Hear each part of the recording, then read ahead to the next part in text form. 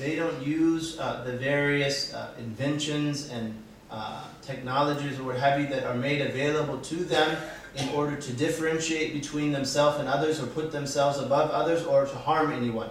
وهكذا في مختلف الأحوال يكونون نموذجا للإنسان الخليفة عن رب الكون في الكون.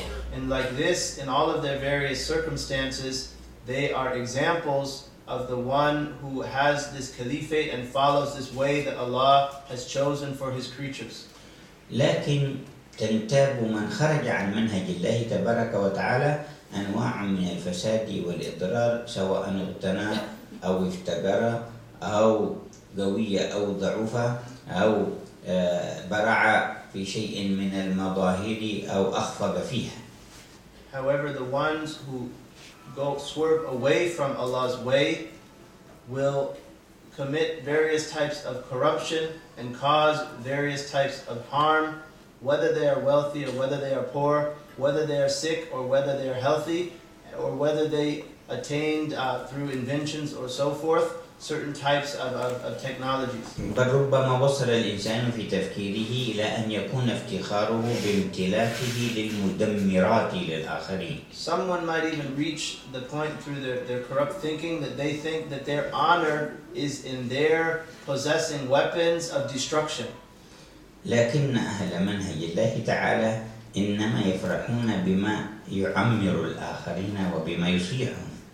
However, the people that follow Allah's way, they are only gladdened by that which develops and builds others and corrects or rectifies their conditions. ولا تستعمل القوة للبطش والفتك في مناهج الله تبارك وتعالى إلا لرد المعتدي والظالم والمتعدي على الآخرين. Force is only used in the way of Allah Ta'ala to repel or defend against someone who is transgressing and harming others. وهكذا نجد أن حقائق السعادة لا يمكن أن تكون بغير منهج الذي بيده الإسعاد والإشقاء. So we find that the realities of felicity, of salvation, cannot be anything other than by traveling the way that was legislated by the one in whose hands is salvation or damnation. ومن أيام أمنا حواء على نبينا محمد وآدم وعليها الصلاة والسلام إلى أن بعث المصطفى صلى الله عليه وعلى آله وصحبه وسلم لم يكن حالة الناس عامة، المرأة خاصة، وبعض الناس ممن يكون فقيرا أو مستأجرا أو مملوكا لم تكن لهم حالات إكرام وإنصاف وإعطاء للحق إلا في ظل مناهج السماء وإلا في ظل مناهج الأنبياء، ولم يحصل معاني من الظلم والاستبداد والقهر والطغيان وسلب الحقوق من ذلك العهد إلا في ظل الخروج عن مناهج السماء وعن متابعة الأنبياء. He said, from the time of Adam and Hawa, peace be upon both of them, until our time, the honor of no one's honor was except in following Allah's way. And similarly, there was no transgression and oppression except by swerving away from Allah's way. لم يأتي في تاريخ البشرية أن أحدا ممن يتبع الأنبياء يفكر هل المرأة إنسان أو ليست إنسان، وهل هي من نوع الإنسان أو هي شيطان، وهي أمثال هذه التفكيرات التي عقدت لها مجالس وكتبت فيها كتب لم يصدر مع أحد من أتباع الأنبياء على مدى تاريخ البشرية. None of the followers of any prophets throughout all of human history ever sat and deliberated questions such as, is a woman human or is she not? Or is the woman from the human species or is she some type of devil? Though that was never the thinking throughout all of history of anyone who followed the ways of the prophets. ولم يصدر وأد للبنات ولا احتكار للأخوات ولا للأمهات إلا في نظام الجاهلية والخروج عن منهج الأنبياء. And female infanticide or belittling sisters or daughters, that only occurred in the times of ignorance and by those again who had swerved away from the way of Allah.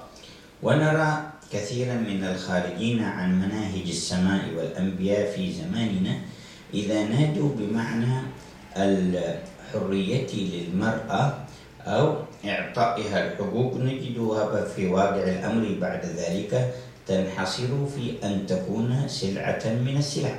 And we find those, for instance, who call for the rights of women's rights in our time or matters such as these, that the outcome in reality of what they're calling to turns the woman into an object or a commodity.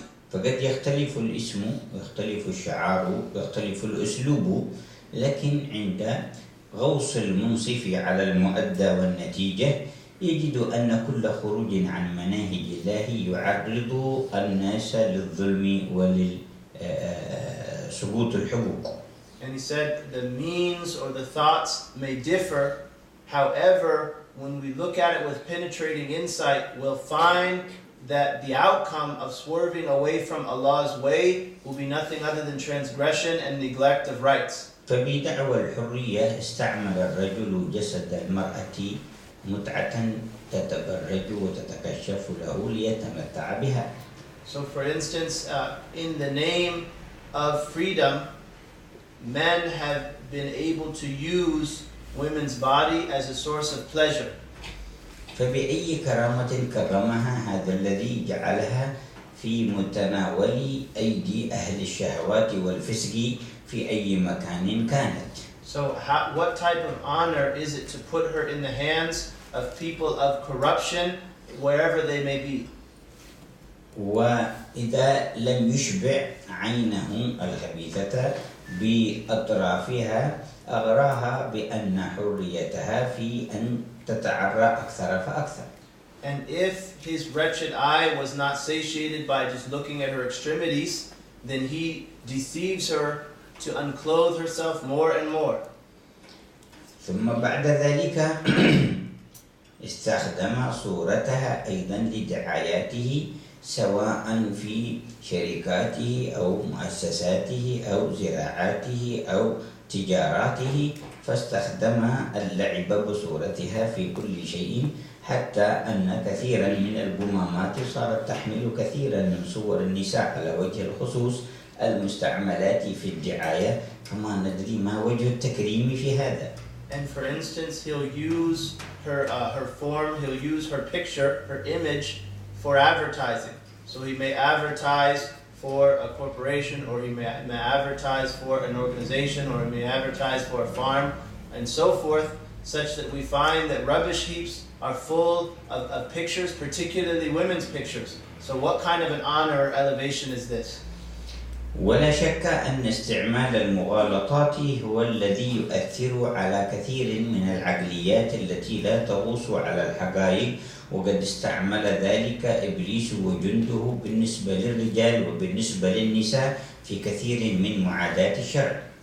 And he said that tricks are used to betray many people who do not penetrate to realities through their insight, just as the shaitan has used these tricks to delude people away from the sacred law.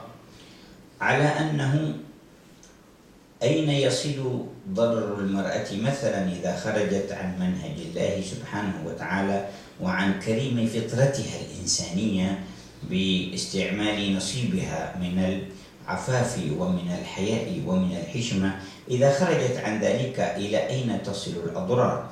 إن كان من ضرر حسي في عالم الدنيا فأول ما ينزل بالمرأة نفسها، وأول ما يحل في ساحة المرأة نفسها وفي بيتها وفي ترتيبها الاجتماعي. He said, so the types of harms that will result from causing women to swerve from Allah's way, part of that being a way of chastity and so forth. If we look at the types of harm the first harm that will occur in this world will occur directly to the woman herself, and it will occur to her family as well, and also her society.